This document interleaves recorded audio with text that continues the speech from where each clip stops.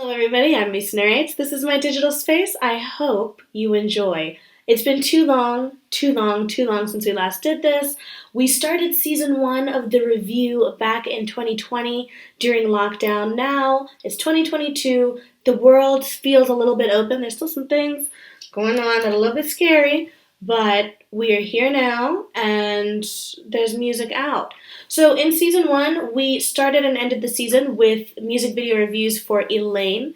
She was the golden girl of the time, and in 2022, South Africa has a new golden boy in music, specifically Blxckie. He has been celebrated at the Ying, released an album that is very, very well received.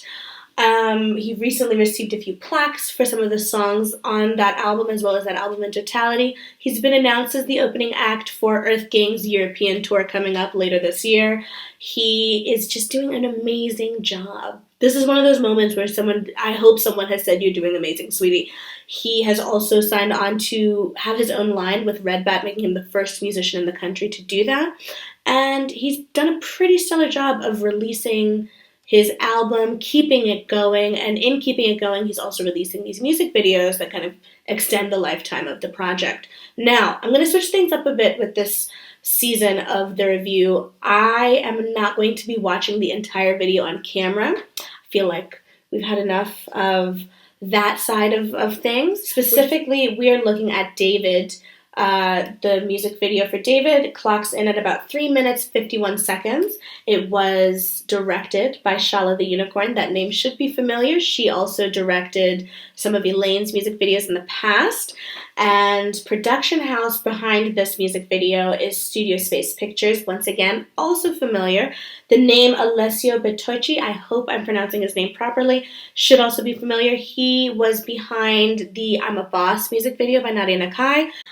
The director of photography is Jono, Kyriaku, and the executive producer in this instance is M4 Entertainment. If I'm not mistaken, M4 Entertainment is his home label. Off the rip, we're going to talk about the clothing, the fashion.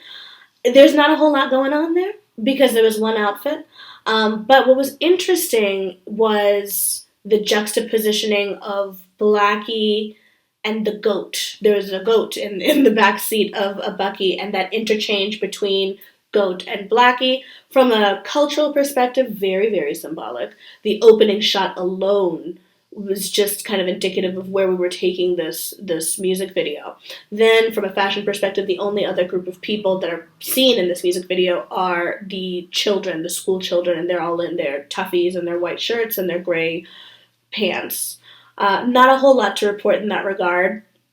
He's dressed very nicely. He always is.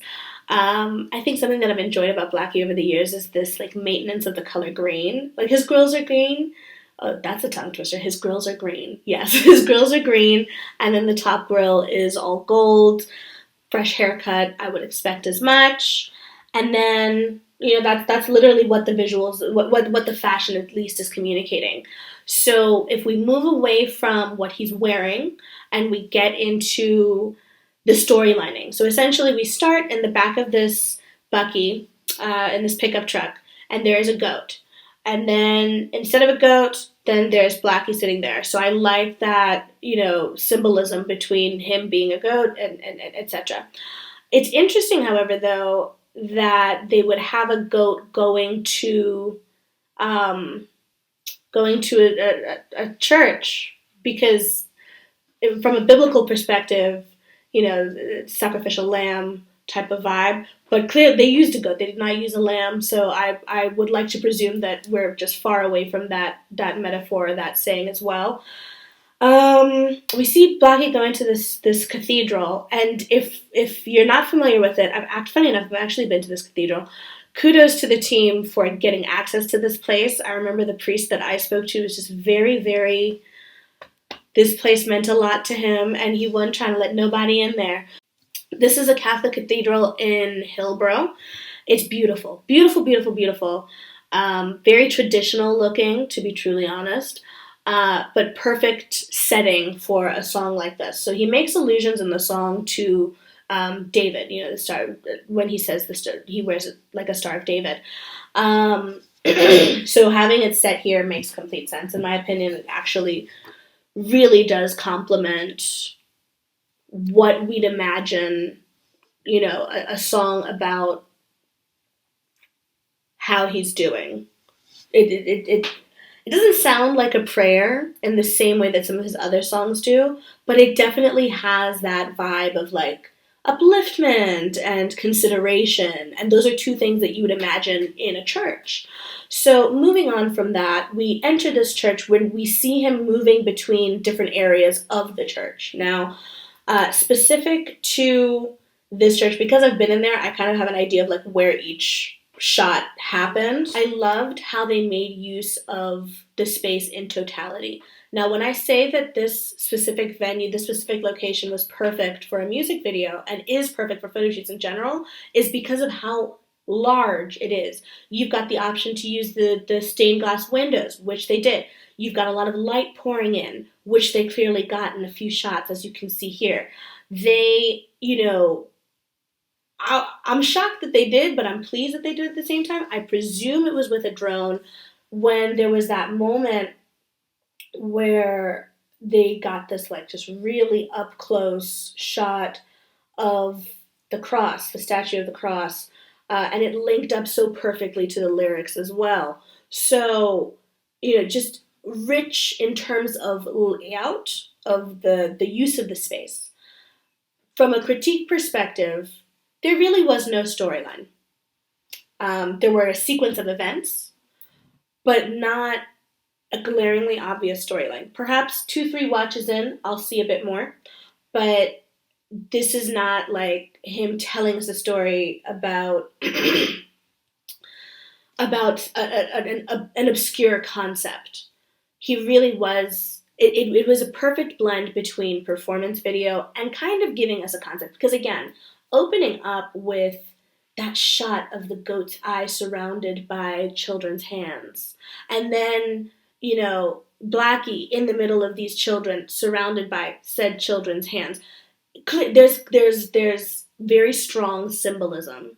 There's very strong conceptual concept communication, but it doesn't necessarily translate into like what we would expect of, let's say, like a feature film, for instance. Like, this is very clearly an artwork that doesn't match the usual cadence of what we expect from music videos on that front.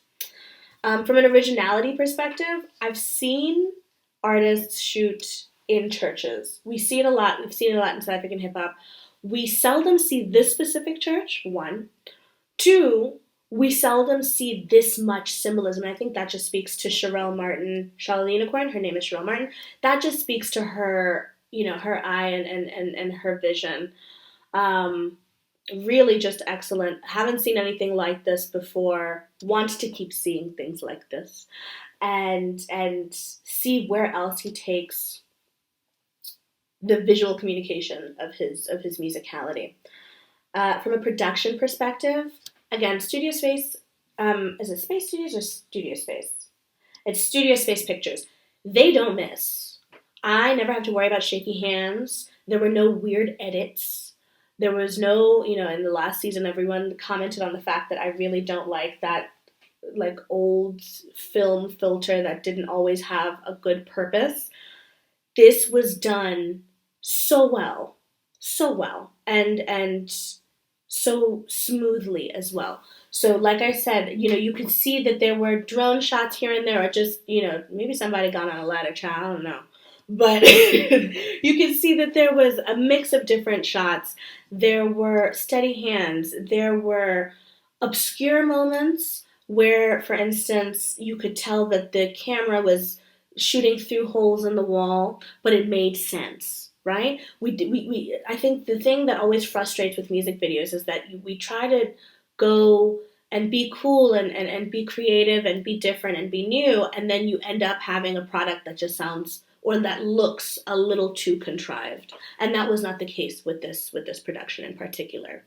So after having viewed the music video, gone through my notes, kind of gone through shots once more, this video screams 9 out of 10 to me, and we can argue 10 out of 10 in the comment section below.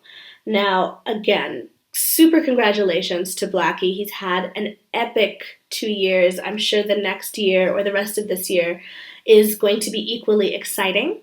And, the whole country's kind of just waiting to see what comes next. To the production team behind this music video, again, amazing job. I don't think I've seen a video from Sherelle or from Alessio that I just had an ick about. So again, it's no surprise that I loved this so much.